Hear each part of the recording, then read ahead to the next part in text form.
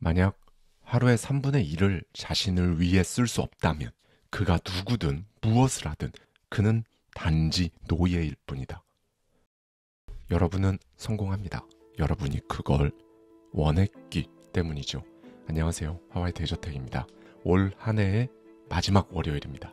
오늘 이 하루를 어떤 마음으로 시작하고 계신가요? 당신은 지금을 살고 있는가? 어제와 다른 오늘을 살고 있는가? 오늘은요, 여러분의 삶에 조금은 불편하지만 중요한 이 질문. 그래서 여러분의 생각을 막 뒤흔들고 결국 삶을 바꿀 수 있는 이야기를 전해드리려고 합니다. 흔히 망치를 든 철학자라고 불리는 프리드리 니체의 혼자 할 수 없다면 나아갈 수 없다. 이 책 속에 담겨있는 인사이트를 가져와서요. 니체의 시선에 저의 생각까지 더해서 여러분과 함께 생각해보고 싶은 부분들을 말씀드리도록 하겠습니다. 나의 아버지는 순수한 영혼과 따뜻한 마음을 지닌 사람이었다.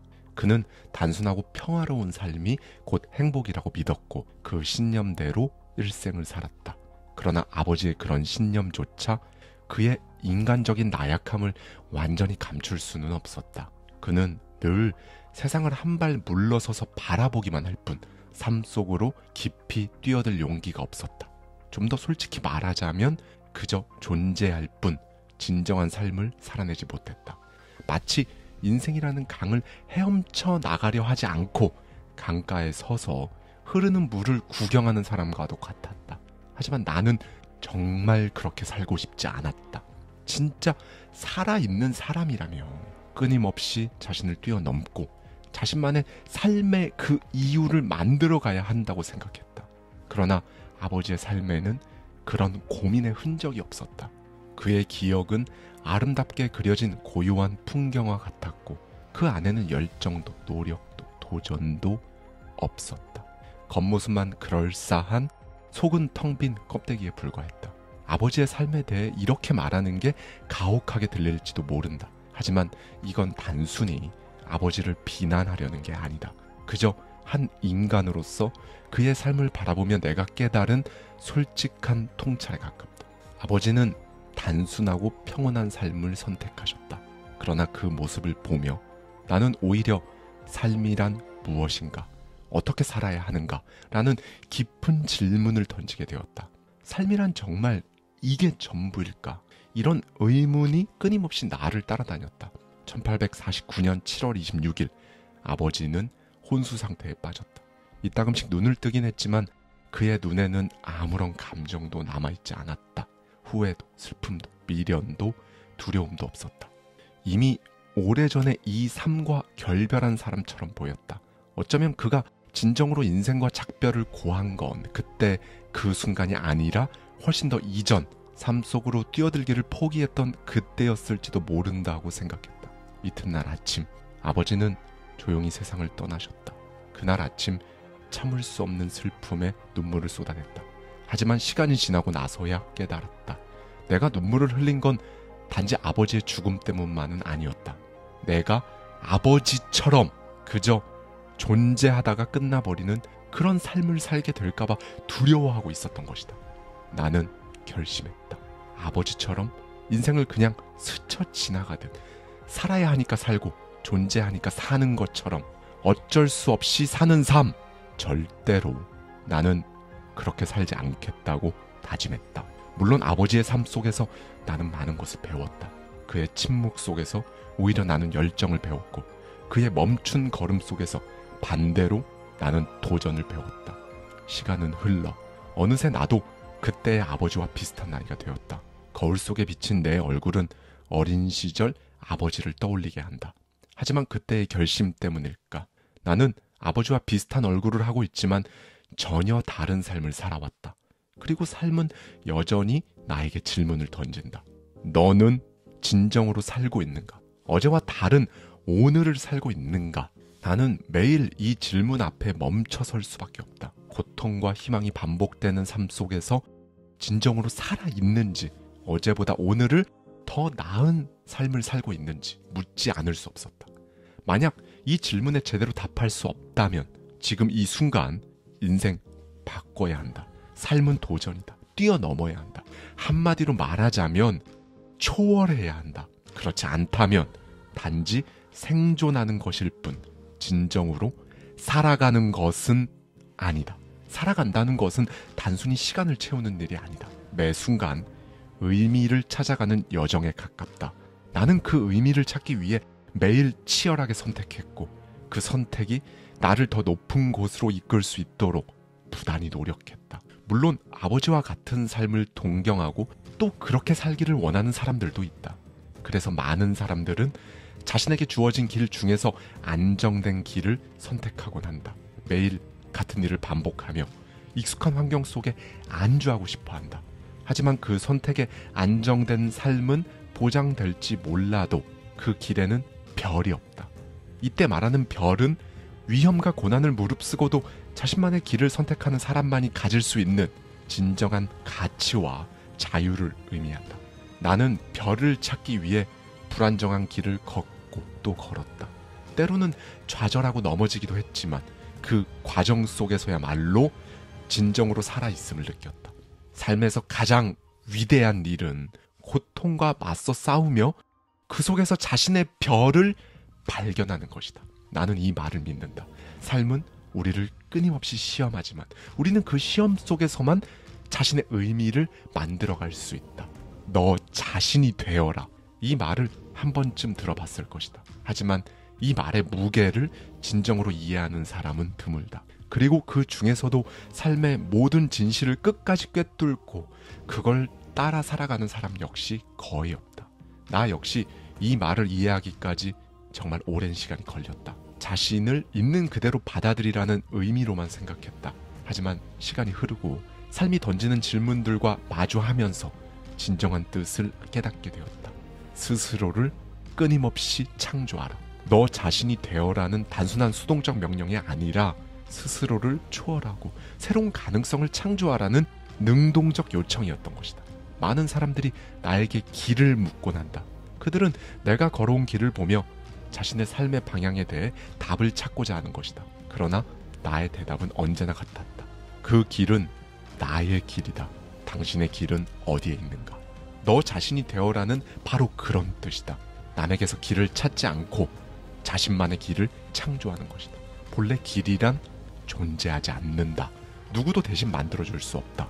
각자의 삶은 고유하며 누군가의 길을 그대로 따라가는 것은 결국 자신의 삶을 포기하는 것과 다름없다.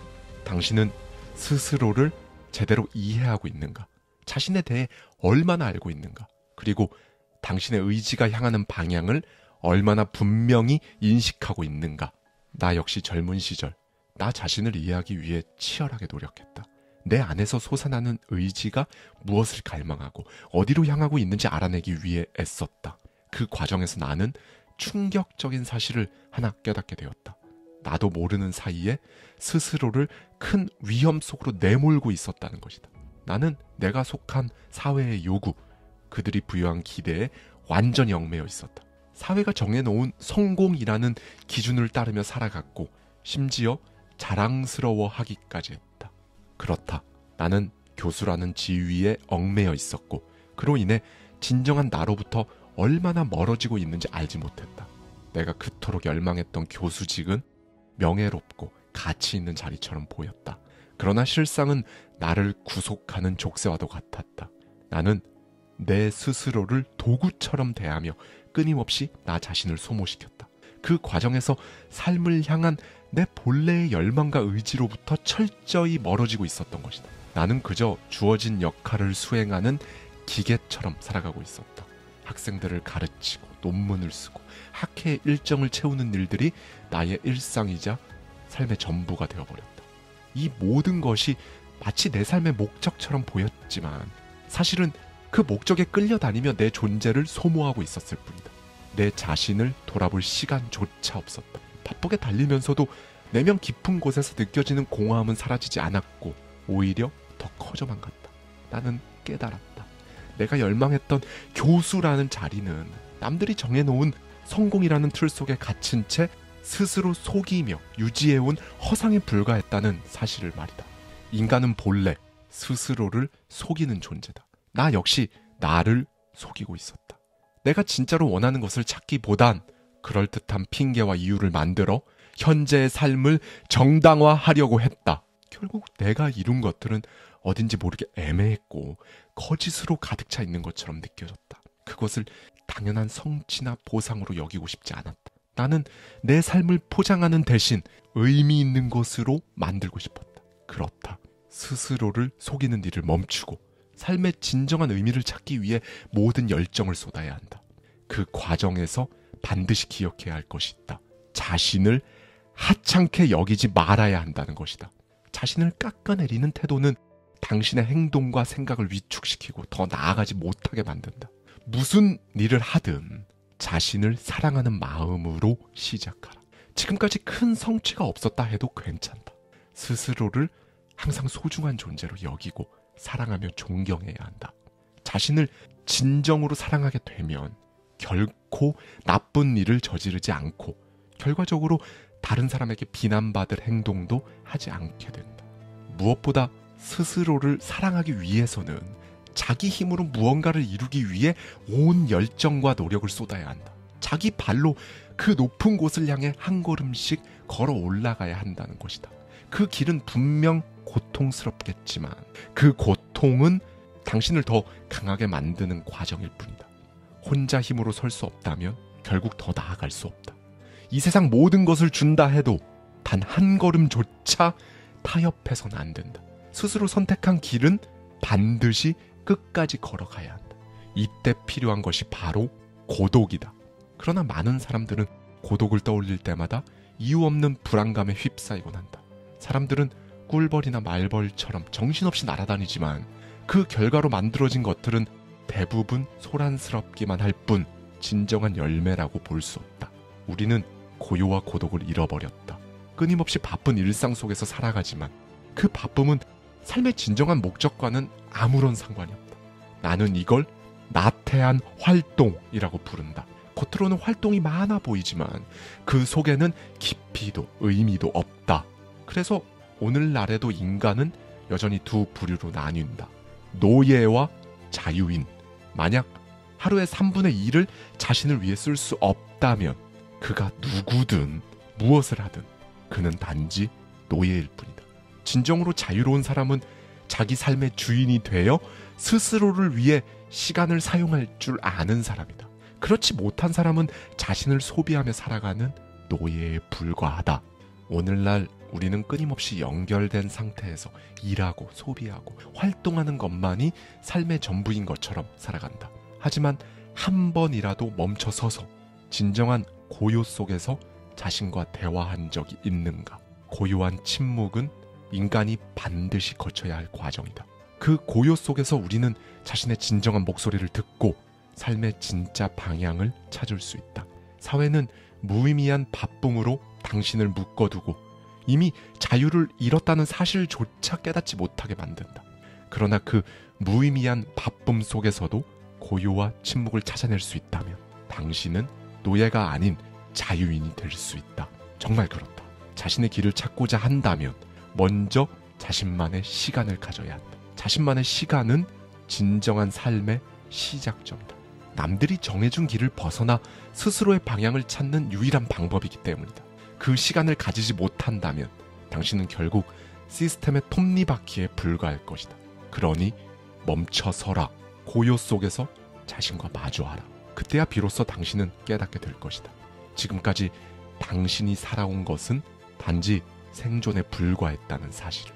그리고 바로 그 순간 진짜 삶이 시작될 것이다. 인간의 정신은 세 단계의 변화를 거치며 진정한 자유와 자기 극복에 도달한다. 나는 이 과정을 낙타, 사자, 그리고 어린아이 이렇게 세 단계로 구분한다. 낙타, 짐을 짊어진 정신. 낙타는 정신의 첫 번째 단계로 사회와 전통이 부여한 규범, 가치, 그리고 기대라는 무거운 짐을 묵묵히 짊어지는 존재를 상징한다. 이 단계에 있는 사람들은 질문하지 않고 예라고 대답하며 주어진 의무와 책임을 받아들인다. 그리고 그것을 충실히 따르며 그냥 살아간다. 예를 들어 사회가 정해놓은 성공 기준을 따라 열심히 공부하고 좋은 직장을 얻고 타인의 기대에 맞춰 살아가는 모습이 바로 낙타에 해당한다. 이들은 스스로 선택하기보다는 주어진 길을 묵묵히 따라가며 그 안에서 의미를 찾으려 한다. 그러나 낙타는 결국 한계에 도달한다. 왜냐하면 자신이 짊어진 짐이 스스로 선택한 것이 아님을 깨닫게 되는 순간이 오기 때문이다. 그 순간 더 이상 무거운 짐을 짊어질 수 없게 되고 정신은 다음 단계로 나아가야 한다. 낙타는 수능과 인내의 상징이다. 하지만 이 상태에 머무르는 것으로는 결코 진정한 자유에 도달할 수 없다. 이제 낙타는 짐을 내려놓고 자유를 쟁취하기 위한 싸움을 시작해야 한다. 이 싸움은 바로 사자의 단계에서 이루어진다. 사자, 반항하는 정신. 사자는 기존의 규범과 가치에서 벗어나기 위해 아니오를 외치는 존재다. 앞서 말했듯 낙타가 짊어졌던 무거운 짐을 내려놓고 자유를 쟁취하기 위해 싸우는 단계가 바로 사자의 단계다. 이 단계에서 사자는 기존의 권위, 전통, 사회적 기대를 부정하며 스스로 새로운 길을 열고자 한다. 사자는 자신의 삶을 주체적으로 만들어가기 위해 외부의 모든 억압과 구속에 맞서 싸운다. 예를 들어 사자의 단계에 있는 사람들은 기존의 안정된 길을 거부하고 스스로 새로운 길을 찾아 나선다. 잘 나가는 직업을 내려놓고 진정으로 자신이 원하는 삶을 위해 과감히 도전하는 사람처럼 말이다. 그들은 남들의 기대에 맞추기보다는 자신의 의지로 삶을 선택하려는 태도를 가진다. 그러나 사자에게도 한계가 있다. 사자는 기존의 것을 파괴할 수는 있지만 새로운 것을 창조하지는 못한다. 이것은 아니다 라고 부정할 뿐 이것이다 라고 긍정하며 새로운 방향을 제시하지는 못한다. 이처럼 사자는 자유를 쟁취하는 전사지만 그 자유를 바탕으로 삶을 재창조하려면 다음 단계로 나아가야 한다. 그 다음 단계가 바로 어린아이의 단계, 즉 창조의 단계다. 어린아이, 창조하는 정신. 어린아이는 정신의 마지막 단계로 완전한 자유와 새로운 시작을 상징한다. 어린아이는 순수함을 지니고 스스로의 의지로 새로운 것을 창조할 수 있는 존재로 거듭난다. 이 단계에 도달한 사람들은 더 이상 누군가가 정해준 가치나 삶에 의존하지 않는다. 대신 스스로 삶의 의미를 만들어가며 자신만의 길을 창조한다. 어린아이는 무에서 시작해 삶을 새롭게 정의하고 완전히 새로운 시작을 할 수 있는 용기를 가진 존재인 것이다. 어린아이는 단순히 기존의 것을 부정하는 데 그치지 않는다. 완전히 새로운 방식으로 삶을 설계하고 창조한다. 그렇다. 이 어린아이의 단계는 진정한 자유와 자기 실현의 완성형이다. 삶의 창조자가 된다는 것, 그것이 바로 어린아이의 정신이자 인간이 도달해야 할 상태다. 당신의 정신은 어린아이의 단계에 도달했는가? 만약 그렇지 않다면 당신은 여전히 누군가가 만들어 놓은 가짜 자유의 틀 안에 갇혀 있는 것이다. 스스로에게 물어보라. 당신은 지금 어떤 길을 걷고 있는가? 그 길은 당신이 선택한 것인가? 아니면 남들이 만들어 놓은 틀 속에서 단지 걸어가는 척하며 살아가고 있는가? 삶을 새롭게 시작하라. 이제 당신이 대답할 차례다. 당신의 삶은 진정으로 당신의 것인가? 괴물과 싸우는 사람은 그 싸움을 하며 자기 스스로 괴물이 되지 않도록 조심해야 한다. 여기서 말하는 괴물은 단순히 외부의 악한 존재나 적을 의미하지 않는다. 부패한 권력, 부정한 체제, 혹은 당신 내면에 자리한 두려움, 욕망, 분노일 수도 있다. 괴물과 싸우는 과정은 그 자체로 강력하며 동시에 위험하다. 괴물과의 싸움은 외부의 적을 물리치는 문제가 아니라 그 과정에서 당신이 어떤 존재로 변하는지를 끊임없이 시험한다.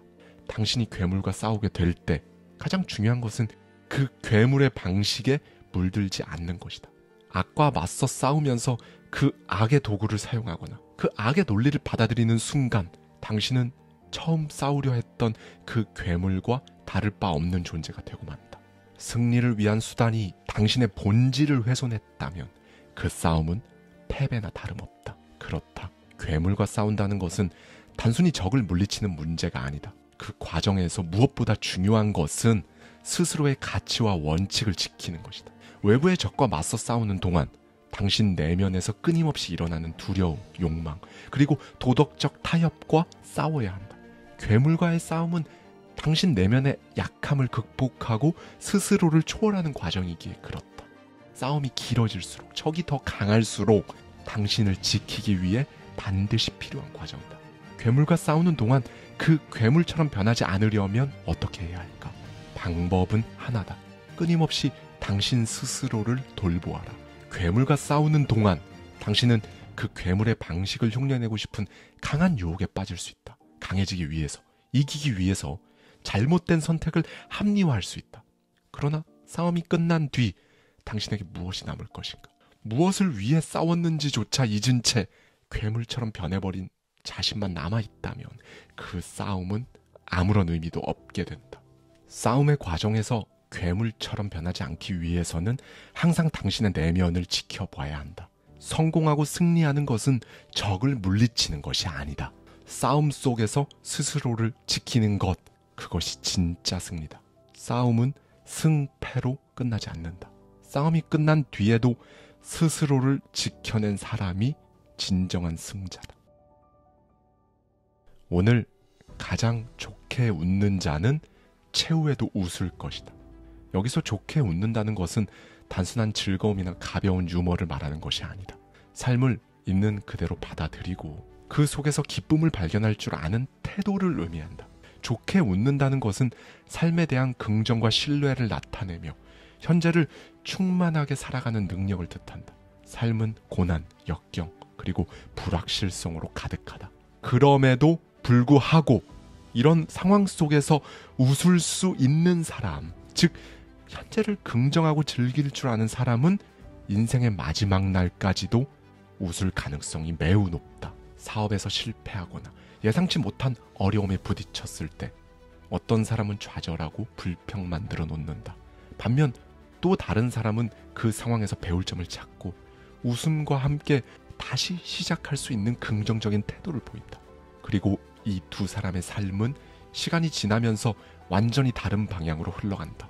오늘 웃을 수 있는 사람은 미래에도 웃을 수 있는 이유를 만들지만 오늘 좌절과 부정에 갇힌 사람은 미래에도 같은 태도로 살아갈 가능성이 높기 때문이다. 삶은 하나의 과정이다. 최후의 웃음은 갑작스럽게 막 찾아오는 것이 아니다. 오늘 당신이 어떻게 살아가는지에 따라 차곡차곡 성실하게 만들어진다. 나는 나의 운명을 사랑한다. 그것이 내가 더 강해질 수 있는 유일한 길이다. 당신의 운명을 사랑하라. 삶에 고통이 있다고 해도 그 고통을 거부하거나 회피하려 하지 말아라. 오히려 있는 그대로 받아들이고 그 안에서 의미를 찾아 사랑해야 한다. 오늘 좋게 웃을 수 있는 사람은 바로 이 운명을 사랑하는 태도를 가진 사람이다. 그리고 인생 최후의 웃음은 결국 이런 태도가 쌓이고 쌓여 만들어진 결과다. 오늘 당신은 기쁨을 발견했는가? 그리고 지금 당신은 웃고 있는가? 절대 잊지 마라. 최후의 웃음은 오늘을 충만히 살았던 사람만이 가질 수 있다. 사람들은 흔히 보고 싶은 것만 보고 믿고 싶은 것만 믿는다. 하지만 눈을 가린 채 달리는 열차가 도착한 곳은 가고자 했던 목적지가 아니라 여러분은 성공합니다. 여러분이 그걸 원했기 때문이죠. 안녕하세요. 하와이 대저택입니다. 오늘은 한 해의 마지막 날입니다. 올 한 해도 너무 고생 많으셨어요. 그리고 진심으로 감사합니다. 여러분, 오늘을 기점으로 정말 많은 사람들이 새로운 계획과 다짐을 이야기할 거예요. 그렇죠?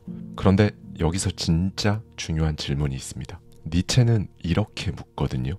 지금 이 삶을 그대로 영원히 반복해도 괜찮겠는가? 오늘 하루가 계속 반복돼도 좋을 만큼 그렇게 살고 있는지, 그런 가치가 있는 삶인지 묻고 있는 겁니다. 그래서 어제에 이어 오늘도 프리드리히 니체의 혼자일 수 없다면 나아갈 수 없다, 이 책 속에 담겨있는 인사이트를 가져와서요, 니체의 시선에 저의 생각까지 더해서 여러분과 함께 생각해보고 싶은 부분들을 말씀드리도록 하겠습니다. 2024년 12월 31일 니체의 질문을 마음속에 새기며 더 깊이 있는 한 해의 마무리, 새로운 한 해의 시작을 함께 만들어가면 좋을 것 같습니다.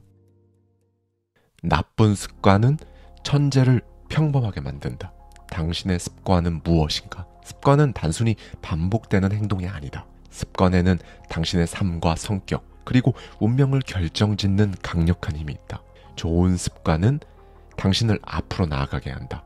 매일 조금씩 당신을 더 나은 사람으로 변화시키고 성공과 성장의 기반을 만들어준다. 하지만 나쁜 습관은 다르다.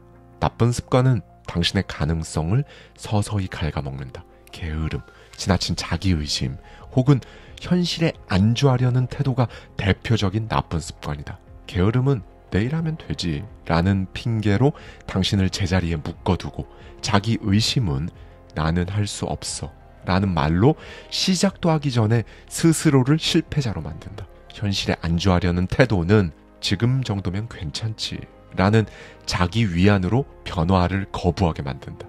이런 나쁜 습관은 한 번의 행동으로 끝나지 않기 때문에 작은 균열로 시작돼 시간이 지나면서 점점 더 커지고 결국 당신의 잠재력을 완전히 무너뜨린다. 만약 이런 습관이 당신 삶을 막 지배하도록 그냥 내버려 둔다면 아무리 천재적인 잠재력을 가지고 있다 해도 결국 평범한 존재로 끝나고 말 것이다. 예를 들어 글을 잘 쓰는 뛰어난 재능을 가진 한 사람이 있다고 가정해보자.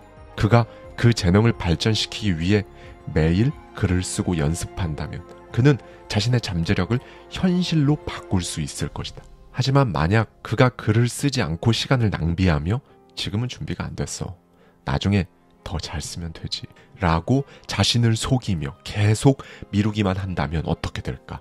그 재능은 결국 아무것도 아닌 것이 되고 만다. 왜냐고?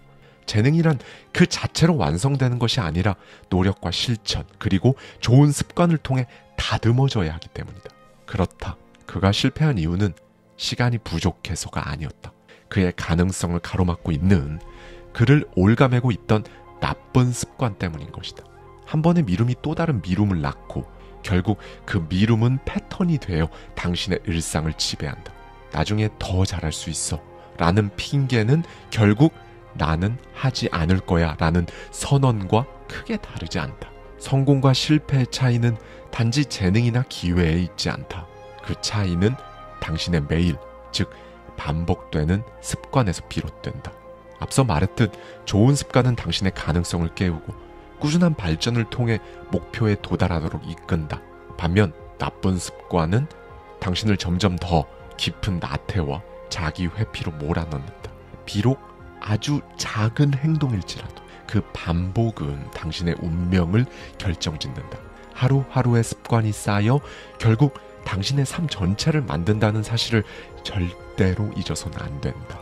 르네상스 시대의 천재 레오나르도 다빈치. 사람들은 그를 천재라 부르며 찬사를 아끼지 않는다.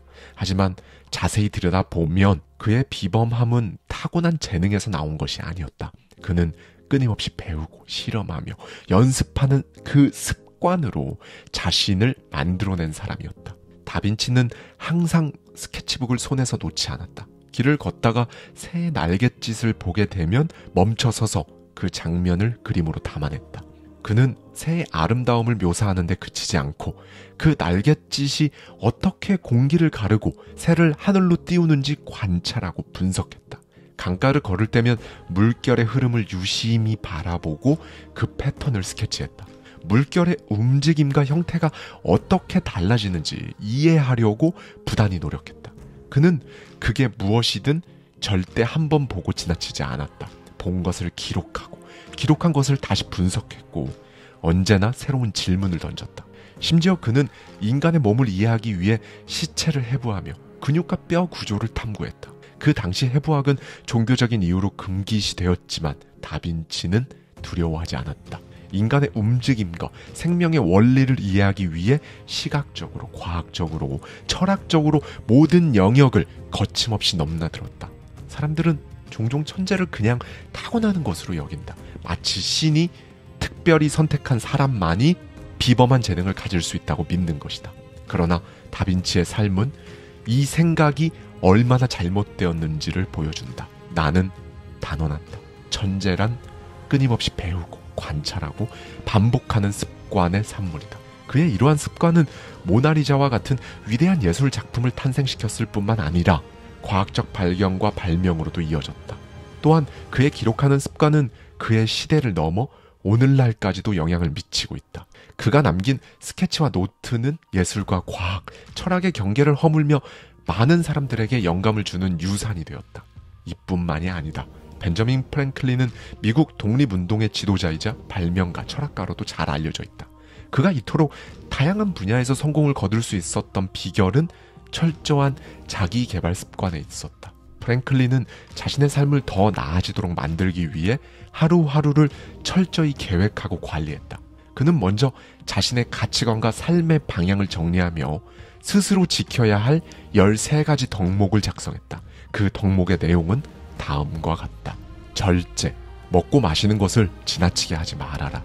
육체적, 정신적 균형을 유지하는 기본이다. 침묵, 유익한 말만 하고 불필요한 논쟁이나 험담은 피하라. 말의 힘을 신중히 사용하라. 질서, 모든 물건과 일을 제자리에 두어라. 삶에서 혼란을 줄이고 효율성을 높이기 위한 원칙이다. 결단, 해야 할 일을 결심하고 결심한 일은 반드시 실행하라. 망설임과 미움을 극복하기 위한 강력한 의지다. 절약, 필요하지 않은 것은 사지 말아라. 시간과 자원 역시 낭비하지 말아라. 근면, 늘 유익한 일을 하라. 하루하루를 가치 있게 살아가라. 진실, 거짓말을 하지 말고 진실만을 말하며 행동하라. 정직과 신뢰는 인간관계의 기본이다. 정의, 누구에게도 부당한 행동을 하지 말아라. 공정하고 도덕적인 행동을 하라. 중용, 극단을 피하고 이성을 유지하라. 감정에 휘둘리지 말고 평정심을 유지하라. 청결, 신체, 의복, 주변 환경을 늘 깨끗이 하라. 외적인 정리는 내적인 질서로 이어진다. 평온, 사소한 일에 마음을 어지럽히지 말아라. 스트레스를 줄이고 내면의 평화를 찾아라. 순결, 모든 관계에서 순수함과 절제를 유지하라. 도덕적 책임, 인간적 품위를 유지하라. 겸손, 자신을 낮추고 타인을 존중하며 언제 어디서든 그게 누구이든 배워라. 그렇다. 프랭클린은 말 그대로 자신의 삶을 하나의 거대한 장기 프로젝트처럼 다룬 것이다. 목표를 설정하고 계획을 세우고 그 결과를 점검하며 꾸준히 발전을 추구했다. 여기엔 그만의 구체적인 전략이 있었다. 하루를 시작하기 전 그는 항상 스스로에게 물었다. 오늘은 무엇을 할 것인가? 그리고 하루가 끝나면 다시 물었다. 오늘은 잘 살았는가? 하루를 그냥 보내는 것이 아니라 그 하루를 제대로 살았는지 냉정하게 묻고 돌아본 것이다. 무엇을 잘했는지, 무엇을 놓쳤는지, 그리고 어디에서 더 나아질 수 있는지 끊임없이 고민했다. 이러한 습관은 결국 그를 역사에 남은 위대한 인물로 만들었다. 그는 심지어 유능한 발명가이기도 했다. 그의 피레침 발명은 단순한 과학적 발견이 아니었다. 번개의 정체를 이해하기 위해 반복된 실험과 실패 속에서 자연의 힘을 제어하는 방법을 찾아냈다. 안경의 개념을 확장한 것도 마찬가지다. 안경을 그냥 더 잘 보이게 하는 도구를 넘어 사람들의 일상과 삶의 질을 향상시키는 데 기여한 발명이었다. 영문학 역사상 가장 위대한 극작가이자 시인으로 평가받는 윌리엄 셰익스피어도 예외는 아니다. 그는 정식 교육을 충분히 받지 못했음에도 불구하고 문학사에 길이 남을 위대한 업적을 남겼다. 그는 평생 동안 39편의 희곡, 154편의 소네트, 그리고 수많은 서사시를 창작했다. 그의 작품은 하나하나가 뛰어난 고전으로 평가받지만 이 모든 건 꾸준한 창작 노력과 글쓰기의 반복적인 훈련에서 비롯된 것이다. 셰익스피어는 런던의 극장에서 연극을 쓰고 배우로 활동하며 무대와 관객을 이해하기 위해 노력했다. 그는 관객의 반응을 연구하며 그 반응에 맞춰서 극을 발전시키는 데 몰두했다. 그렇게 그의 작품은 무대를 통해 다듬어지고 완성되었던 것이다. 초기에는 가벼운 희극과 역사극을 주로 썼지만 점차 그의 관심은 인간의 깊은 내면과 삶의 본질을 탐구하는 방향으로 옮겨갔다. 햄릿, 오셀로, 맥베스, 리오 왕과 같은 심오한 비극 작품들은 인간의 본질과 삶의 복잡성을 예리하게 파헤친 작품이다. 셰익스피어는 평범한 이야기를 예술적으로 재구성하는 데도 탁월한 능력을 가지고 있었다. 기존의 전설, 역사적 사건, 심지어 다른 작가의 작품까지도 독창적인 시각으로 재해석하여 완전히 새로운 차원의 예술로 승화시켰다. 그렇다. 당신은 당신의 행동이 아니라 그 행동을 반복하는 습관에 의해 만들어진다. 그리고 독창성도 예외가 아니다. 독창성은 매일 반복적으로 실천하는 습관에서 비롯되는 것이다. 재능이 있다고 안심하지 마라. 그 재능은 당신의 습관에 의해 빛날 수도 있고 아무 의미 없는 것으로 사라질 수도 있다. 재능은 씨앗과 같다. 아무리 좋은 씨앗이라도 그 씨앗이 꽃을 피우고 열매를 맺기 위해서는 꾸준히 가꾸는 과정이 필요하다. 물을 주고 잡초를 뽑고 빛과 바람을 맞게 해주는 노력이 없다면 그 씨앗은 땅속에서 썩어버리고 만다. 나쁜 습관이란 무엇인가? 그것은 씨앗에 물을 주는 대신 그 위에 돌을 얹어 성장을 방해하는 행위와도 같다. 인간은 스스로를 초월하는 존재다. 초인으로 나아가야 한다. 하지만 그 초월의 과정은 당신 안의 나약함과 삶을 갉아먹는 나쁜 습관과 싸우는 것으로부터 시작된다. 나쁜 습관과 싸워 이기는 과정에서 당신의 진정한 힘이 발휘된다. 그 싸움에서 이길 때 당신은 비로소 평범하지 않은 그런 삶을 살게 된다. 오늘 당신이 내린 선택이 내일의 당신을 결정한다. 그 선택은 당신이라는 씨앗에 물을 주고 빛과 바람을 맞게 해서 성장할 기회를 주는 행동인가? 아니면 그 씨앗 위에 돌을 얹어 그 성장을 가로막는 방해물인가? 당신 손에 있다. 어떤 길을 선택할 것인지, 어떤 습관을 만들어 나갈지는 오직 당신 몫이다. 모든 위대한 생각은 걸으면서 탄생한다. 걷는 행위는 몸과 마음이 동시에 해방되는 자유의 상징이다. 당신이 걸을 때 몸은 고정된 자리에서 벗어나 자연스러운 리듬을 얻고 마음은 그 리듬에 맞춰 자유롭게 흘러가기 시작한다. 이때 걸음은 물리적인 이동일 뿐만 아니라 생각과 사고의 경계를 넓히는 행위다. 내가 산책을 좋아했던 이유도 바로 여기에 있다. 스위스의 산과 들판을 걸으며 나는 철학적 아이디어를 발전시키는 과정을 경험했다. 걷는 동안 머릿속에 뒤엉켜 있던 혼란스러운 생각들은 산의 맑은 바람처럼 서서히 정리되었고 들판의 끝없는 풍경처럼 철학적 사고도 점차 확장되었다. 그렇다. 걷기는 창조적 사유를 위한 가장 강력한 도구였다. 그 발걸음 하나하나가 내 사고와 철학을 빚어낸 여정이었던 것이다. 당신이 지금 걷고 있다고 생각해보자. 당신의 시야는 끊임없이 변한다. 발걸음을 옮길 때마다 새로운 풍경이 펼쳐지고 그 변화는 단순한 시각적 자극에 그치지 않는다. 걷는 동안 머릿속에 갇혀있던 고정된 생각들은 자연스럽게 풀리고 새로운 아이디어와 관점이 마치 신선한 공기처럼 막 흘러들어온다. 걷기란 이렇게 사고의 물꼬를 트는 가장 강력한 행위인 것이다. 당신이 만약 어떤 문제에 사로잡혀 있다면 책상에 앉아 머리를 쥐어짜는 것만으로는 해결의 실마리를 찾기 어렵다. 일단 걷기 시작하면 고정된 사고에서 벗어나 그 문제를 다른 각도에서 바라볼 수 있는 힘을 얻게 된다. 위대한 사상가들과 예술가들 역시 걷기를 창조의 도구로 삼았다. 고대 그리스의 철학자 소크라테스와 플라톤은 아테네의 거리를 걸으며 제자들과 깊은 대화를 나누곤 했다. 철저한 규칙과 체계로 유명한 철학자 칸트. 그는 매일 같은 시간에 산책을 했다. 그의 산책 시간은 언제나 정확하고 일정했기 때문에 동네 사람들은 칸트가 산책을 시작하는 것을 보고 자신의 시계를 맞췄다고 전해진다. 칸트가 걸었던 그 시간을 통해 순수 이성 비판과 같은 위대한 작품들이 탄생할 수 있었다. 음악의 거장 베토벤 역시 걷기를 사랑했다.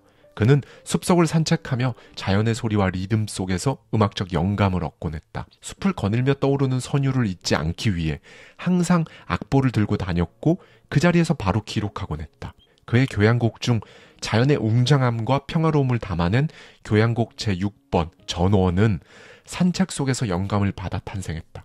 그는 이렇게 말했다. 나는 숲속에서 걷지 않으면 제대로 작곡할 수 없다. 찰스 다윈은 자신의 집 정원에 있는 사색의 길을 하루에도 몇 번씩 걸었다고 한다.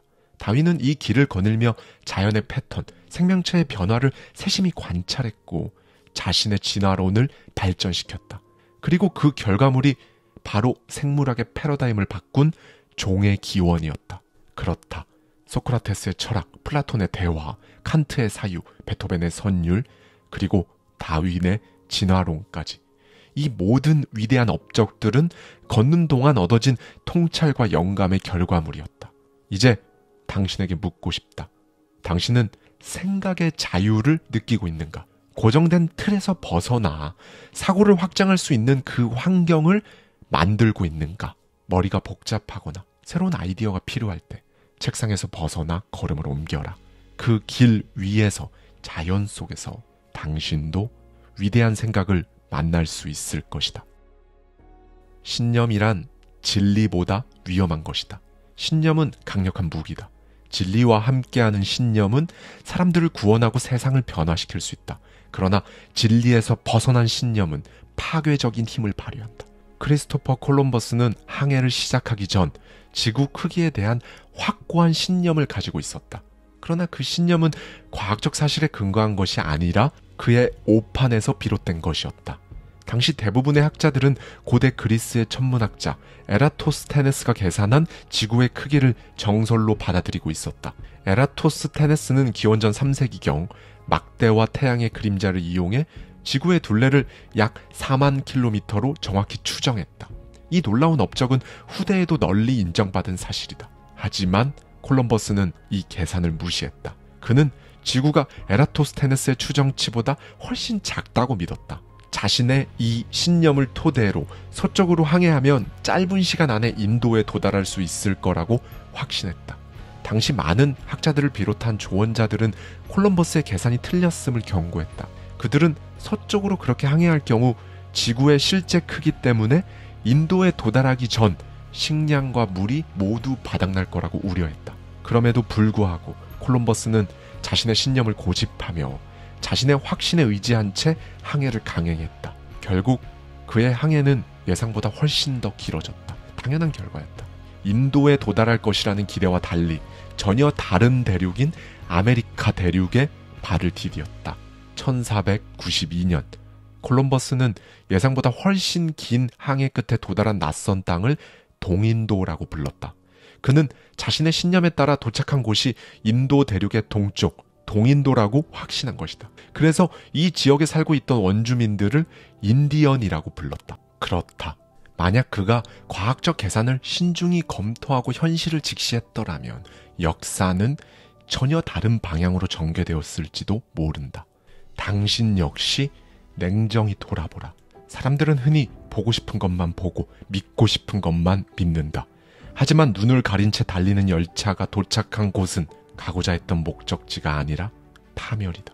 그렇다면 도대체 어떻게 살아야 할까? 진리를 추구하되 겸손하게 의심하라. 신념을 가지되 항상 검토하라. 그런 뒤에 스스로 옳다고 믿는 길을 그저 묵묵히 걸어가라. 바로 그 길 끝에 당신이 진정 원하는 삶이 기다리고 있을 것이다. 내일을 위해 오늘을 희생하지 마라. 사람들은 종종 오늘을 외면하며 그리고 소중한 지금의 시간을 쉽게 희생한다. 퇴직 후엔 여행을 갈 거야. 승진하면 더 여유로운 마음으로 살아야지. 조금만 더 참으면 나아질 거야. 그러나 현실은 어떠한가? 당신이 바라던 나중은 생각처럼 쉽게 오지 않을 수 있다. 설령 도달하더라도 그 순간이 상상했던 만큼 달콤하지 않을 수도 있다. 왜냐하면 오늘을 희생하는 삶의 방식은 내일도 똑같은 선택을 강요하기 때문이다. 내일만을 바라보며 오늘을 잃는 사람은 정작 내일이 오면 또 다른 내일을 위해 지금을 희생하게 된다. 그렇게 반복되는 희생 속에서 삶의 가장 중요한 순간들, 바로 오늘이 영영 사라지고 만다. 삶의 질문을 먼 미래에서 찾지 마라. 당신이 원하는 삶은 언젠가가 아니라 바로 지금 여기에 있다. 행복은 미래의 목표가 될 수 없다. 행복은 매일의 순간 속에서 발견하는 것이다. 그저 바쁘게만 살고 있는가? 무엇을 하고 있는지조차 이해하지 못한 채 시간을 그냥 막 흘려보내고 있다면 그건 삶을 낭비하는 것이다. 지금 당장 멈춰서서 당신 스스로에게 물어보라. 나는 지금 오늘을 살고 있는가? 아니면 내일이라는 환상을 위해 소중한 오늘을 버리고 있는가? 삶의 본질은 내일에 있지 않다. 오늘 여기에 있다. 지금 이 순간이 바로 당신 삶의 중심이다. 감사합니다. 지금까지 하와이 대저택이었습니다.